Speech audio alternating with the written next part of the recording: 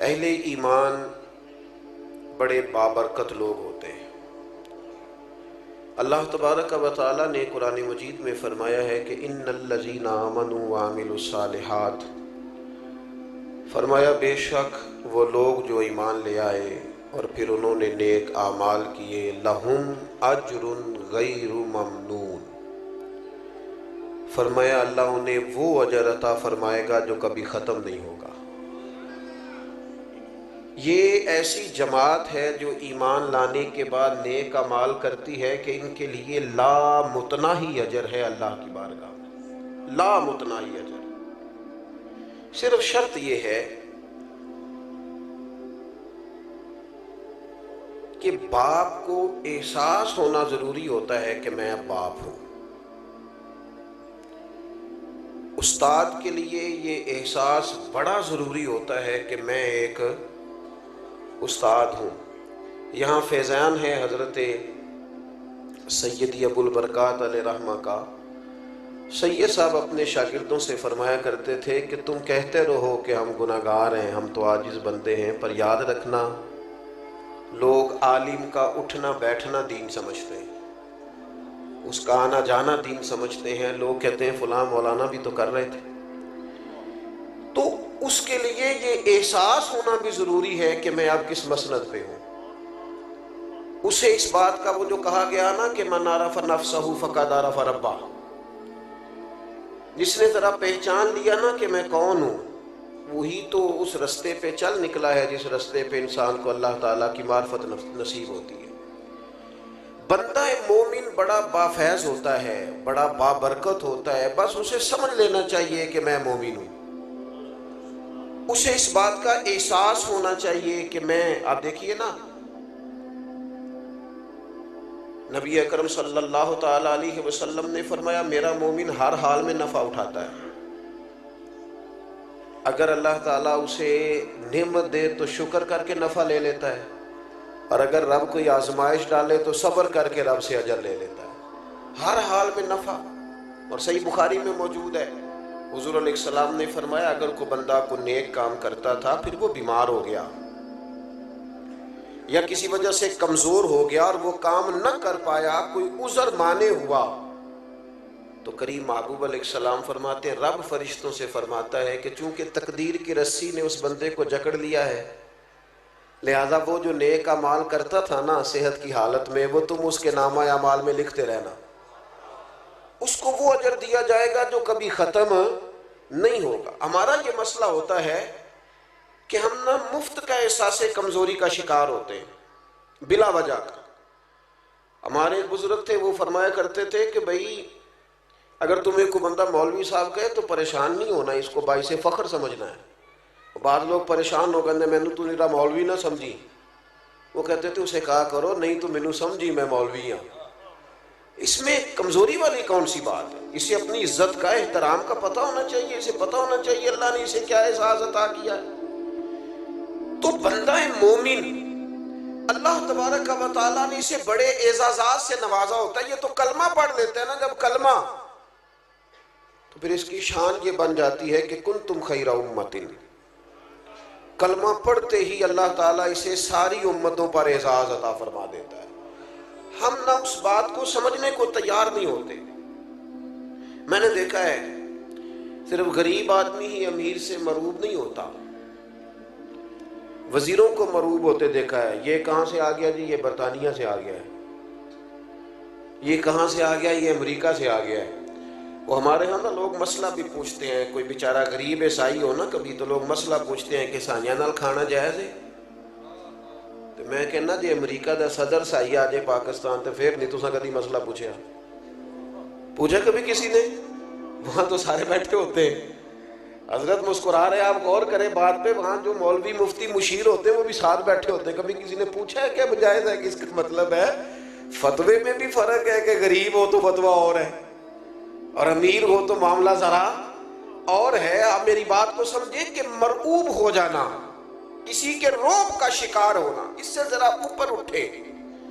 زندگی وہ لوگ مزہ لے کے جیتے ہیں جو اللہ تبارک و تعالیٰ کی تقدیر پر پوری طرح راضی ہوتے ہیں، اللہ کی رضا پر پوری طرح جن لوگوں کا حضرت خواجہ اجمیر رحمۃ اللہ علیہ کے جو مکتوبات شریف ہیں نا آپ کے، خواجہ قطب الدین صاحب علیہ رحمہ کے نام، ان میں ایک مکتوب میں خواجہ صاحب، میں رات ہی دیکھ رہا تھا، آپ فرمانے لگے بیٹا اللہ کے بندے کی شان پتہ کیا ہے؟ اپنے مرید کی تربیت کرتے ہیں، اس مرید کے جنہوں نے پھر آگے لاکھوں ہزاروں لوگوں کی تربیت کی، کہنے لگے رب کے بندے کی شان یہ ہے کہ اللہ کا بندہ ہر اس بات پہ راضی ہوتا ہے جس پہ اس کا رب راضی ہوتا ہے۔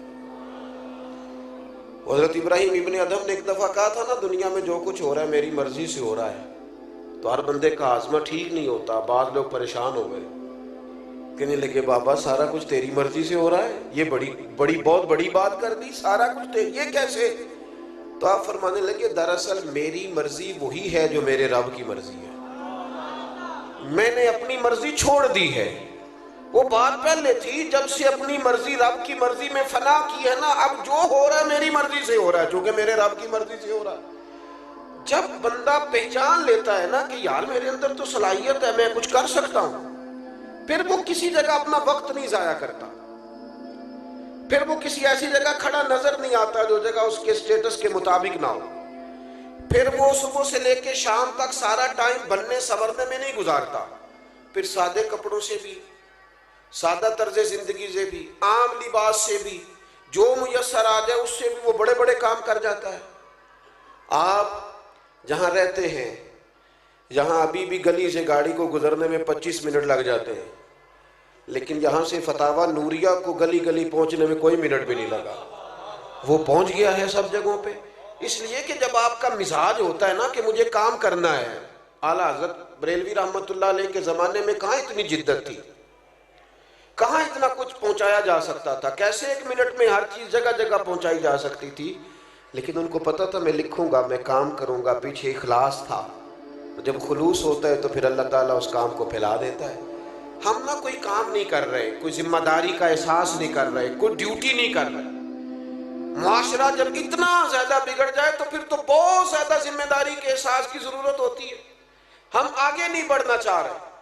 ایک تو اگر کوئی شخص کام بھی کرتا ہے تو وہ الجھ جاتا ہے روزی روٹی کے چکر میں۔ جتنے لوگ اپنے بچوں کی تربیت کرتے ہیں، دینی لوگ ہوں الا ماشاءاللہ یا دنیاوی ہوں، وہ صرف روزی روٹی کمانے کے طریقے بتا، اس کا نقصان یہ ہوتا ہے کہ بچے روحانی طور پر کمزور ہو جاتے ہیں، اخلاقی طور پر ان کے اندر وہ جرأت ہی پیدا نہیں ہوتی، وہ خوبصورتی جو ایک خوبصورت مسلمان نوجوان کے اندر ہونی چاہیے، وہ صبر کی، شکر کی، قناعت کی دولت جو کسی بندہ مومن کا حسین زیور ہے، وہ ہمارے بچوں کے پاس نہیں ہوتا۔ یعنی مالدار گھرانے کا بچہ ہے، اسے ساری آسانیاں میسر ہیں، وہ بہترین غذا کھاتا ہے، لیکن صبر ایک منٹ کے لیے بھی نہیں ہے اس کے اندر۔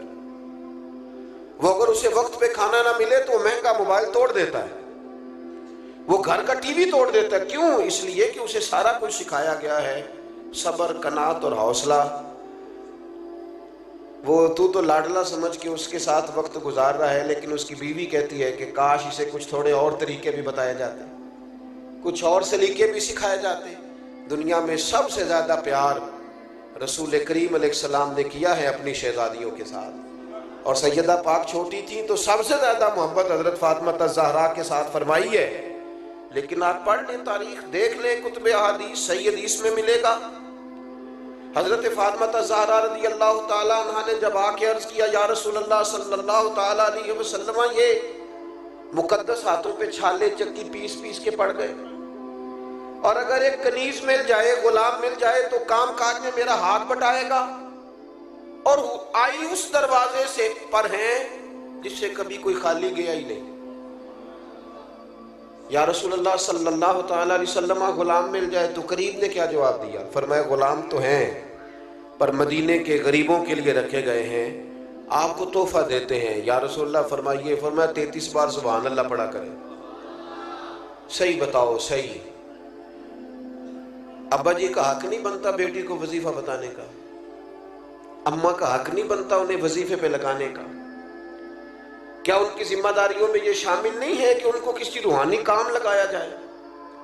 کبھی کبھی کہیں پتر دل بڑا کرتا ہے مجھے درود تاج تو سنا، کبھی طبیعت کیا ہمارے ذمے نہیں لگایا تھا حضور نے کہ اپنی اولاد کو میری محبت سکھانا، میری اولاد کی محبت سکھانا، قرآن پاک کی تعلیم سکھانا؟